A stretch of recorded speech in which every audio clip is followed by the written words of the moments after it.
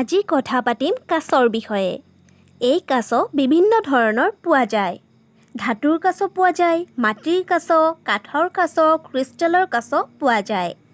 এই কাছক ঘৰত, অফিচত, ব্যৱসায়িক প্ৰতিষ্ঠানত আদিত ৰখা হয়।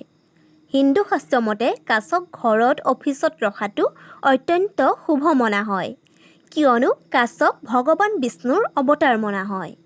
মনা হয় যে কাছ য'তে থাকে তাত মা লক্ষ্মীয়ে বসবাস কৰে।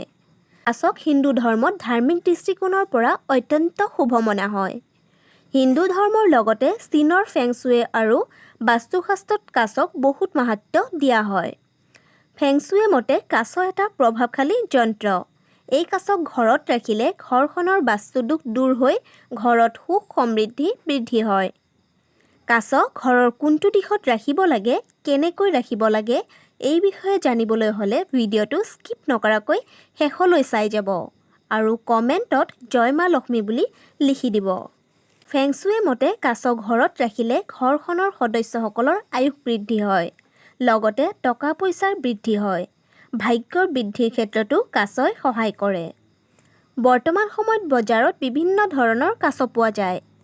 কিন্তু ঘৰত বা অফিচত কেনেকুৱা কাছ ৰাখিব লাগে সেই কথাটো জনাটো খুবেই প্ৰয়োজন, কাৰণ বেলেগ বেলেগ কাছই বেলেগ বেলেগ ফল প্ৰদান কৰে। বাস্তুশাস্ত্ৰ মতে ঘৰ, অফিচত নাইবা ব্যৱসায়িক প্ৰতিষ্ঠানত ধাতুৰে বনোৱা কাছ ৰখাটো অত্যন্ত শুভ মনা হয়। যদি ব্যৱসায়ত একেৰাহে লোকচান হৈ আছে তেন্তে এই ধাতুৰ কাছই আপোনাৰ ব্যৱসায়ত হৈ থকা সমস্যাবোৰ সমাধান কৰি দিব। আপোনাৰ ঘৰত কেতিয়াও টকা পইচাৰ অভাৱ নহ'ব। সেয়েহে ঘৰৰ উত্তৰ দিশত ধাতুৰ কাছ ৰখাটো অত্যন্ত শুভ মনা হয়। বাস্তুশাস্ত্ৰ আৰু ফেংচুই অনুসৰি যিটো ঘৰত সন্তানপ্ৰাপ্ত হোৱা নাই তেওঁলোকে কাছৰ পিঠিত বেবী কাছ বহি থকা এটা কাছ ৰাখিব পাৰে। বাস্তুশাস্ত্ৰ আৰু ফেংচুই মতে পৰীক্ষাত সফলতা পাবলৈ পিতলৰ কাছ ঘৰৰ উত্তৰ দিশত ৰখাটো শুভ মনা হয়।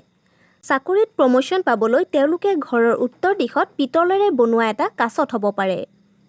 যিখন ঘৰত বেমাৰ আজাৰে হাত নেৰে তেনেকুৱা ঘৰত উত্তৰ পূব দিশত এটা মাটিৰ কাছ ৰাখিব পাৰে। এই কাছই বেমাৰৰ পৰা ৰক্ষা কৰি থাকে।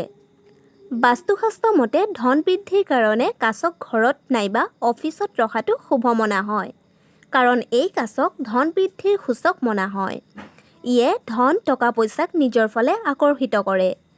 যদি আপোনাৰ টকা পইচা ধন সম্পৰ্কীয় সমস্যা হৈ আছে তেন্তে ক্ৰিষ্টেলৰ কাছ ঘৰৰ উত্তৰ পূব দিশত ৰাখিব পাৰে। এই কাছ টকা পইচা থোৱা আলমাৰিতো ৰাখিব পাৰে। আজিৰ ভিডিঅ'টো ইমানেই। ভিডিঅ'টো চাই কেনে পালে জনাব। লগতে like, comment, share and subscribe কৰিবলৈও নাপাহৰিব।